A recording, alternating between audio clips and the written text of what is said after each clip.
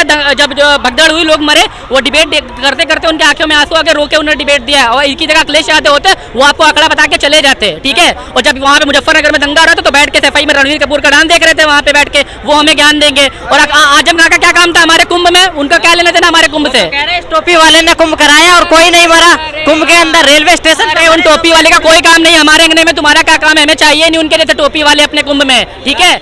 और बट 5 साल में इन्हें इतना काम करके देना है जो पिछले 12 साल में केजरीवाल जी नहीं कर पाए हैं। और केजरीवाल रेखा गुप्ता जी आ चुकी हैं, अब काम काजों की विकास की रेखाएं धीरे धीरे खींचेंगी, थोड़ा सब्र रखना पड़ेगा, थोड़ा पेशेंस रखना पड़ेगा, आने वाले टाइम में डेफिनेटली काम होगा। हाँ, तो बहुत अच्छी बात है, बिल्कुल महिलाओं का हमेशा हमारी संस्कृति में महिलाओं को पहले आगे रखा गया है। हमारे यहाँ पे हिंदू धर्म में हमारे यहाँ महिला पहले आती है, गौरी शंकर ले लो, सीताराम ले लो, राधा कृष्ण ले लो, लक्ष्मी नारायण ले लो, तो महिलाओं को हमेशा हमने आगे रखा हुआ है।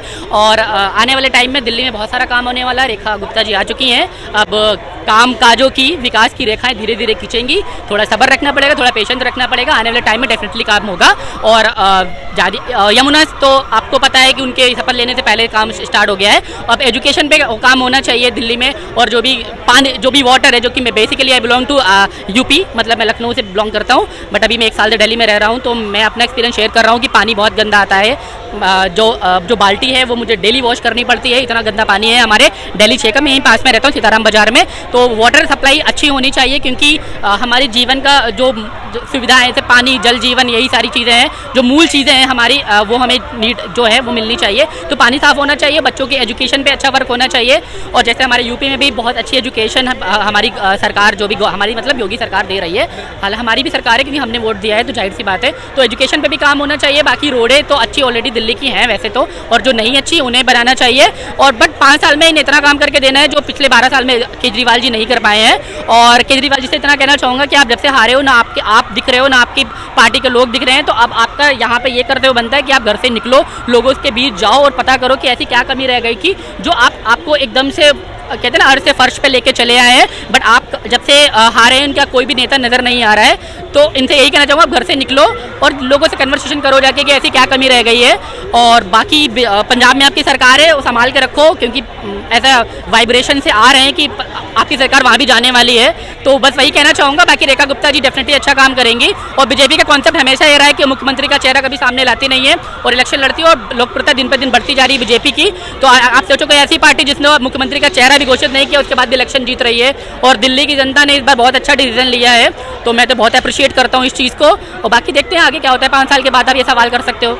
यूपी सरकार के ऊपर एक इल्जाम लगा रही है अपोजिशन कि वो मौतों का आंकड़ा छुपा रही है और कुंभ के अंदर फेल हो गई है, क्या लगता है? देखिए, कुंभ के अंदर फेल की बात नहीं है। जो आपने मौनी अमावस्या वाला बताया केस हुआ था, मौनी अमावस्या में हद से ज़्यादा लोग पहुंच गए थे, जबकि इतने लोग, देखिए लोगों को भी समझना चाहिए, कुंभ 45 डेज़ का था, मुझे भी कुंभ जाना था, लेकिन मैं अभी तक नहीं गया, मैं अब लास्ट में जाऊँगा। तो इसका ये मतलब नहीं है कि आप पर्टिकुलर किसी स्पेसिफिक दिन पे जाओगे और इतनी भीड़ लगाओगे, है ना। तो आप समझ सकते हैं, तो लोगों को भी यहाँ पे थोड़ा सोचना चाहिए। बाकी कोई भी शासन या प्रशासन नहीं चाहेगा कि किसी के प्रदेश में ऐसी घटना हो, तो आप इसमें डायरेक्ट सरकार को दोष नहीं दे सकते हैं। लेकिन इल्जाम तो ये भी लगा रहे हैं ना कि मौतों का आंकड़ा छुपा रहे हैं। नहीं, मौतों का आंकड़ा क्या, मौतों का आंकड़ा तो उन्होंने घोषित शायद सार्वजनिक भी किया है, न्यूज़ पे दिखा रहे हैं भाई, 55-56 जो मौतें हुई हैं वो दिखाया जा रहा है। और कैसे मौत का आंकड़ा छुपा, आपको पता है, आप बता दीजिए करेक्ट अगर आपको पता हो। अपोजिशन लगा रही है सर, मैं नहीं लगा रहा हूँ। काम ही है यही बात करना भाई, अपोजिशन का तो काम यही है। आप जिस समय कुंभ क्या कहते हैं, कुंभ इससे पहले हुआ था अखिलेश यादव की सरकार की, तब भी तो वहाँ पे भगदड़ मची थी ना। तो अपोजिशन का काम ही यही है, वो सत्ता में कैसे बने रहोगे भाई, कुछ ना कुछ तो ऐसी चीज़ें बोलोगे ना जो पब्लिक के बीच में ह्यूमर्स फैलाए। तो 26 लोग मरे थे 2013 में, 9 फरवरी को मरे थे, कितने 36 लोग मरे थे।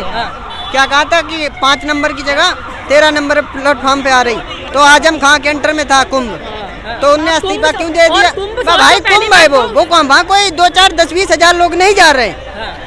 उस हिसाब से लोगों के घर में अगर 500 आदमी आ जाए तो व्यवस्था कंफ्यूज हो जाता, कहाँ से करूँ? 5,000 तू दे दे, 50,000 तू दे दे। वो तो सीएम में कम से कम 50-60 करोड़ आदमी को क्षमता झेल तो रहा है। बाकी कहीं दिखा दो मुझे जहाँ कुंभ इस तरीके से इस लेवल से स्वागत हुआ। पहली बार ऐसा मुख्यमंत्री देखा था जो कुंभ के बाद जब जो भगदड़ हुई, लोग मरे, वो डिबेट करते करते उनके आंखों में आंसू आके रोके उन्होंने डिबेट दिया, और इनकी जगह अखिलेश यादव होते वो आपको आंकड़ा बता के चले जाते, ठीक है। और जब वहाँ पे मुजफ्फरनगर में दंगा हो रहा था तो बैठ के सफाई में रणवीर कपूर का डांस देख रहे थे, वहाँ पे बैठ के वो हमें ज्ञान देंगे। और आजम खां का क्या काम था हमारे कुंभ में, उनका क्या लेना देना हमारे कुंभ से? कह रहे इस टोपी वाले ने कुंभ कराया और कोई नहीं मरा कुंभ के अंदर रेलवे स्टेशन अरे उन टोपी वाले का कोई काम नहीं, हमारे अंगने में तुम्हारा क्या काम है? हमें चाहिए नहीं उनके जैसे टोपी वाले अपने कुंभ में, ठीक है।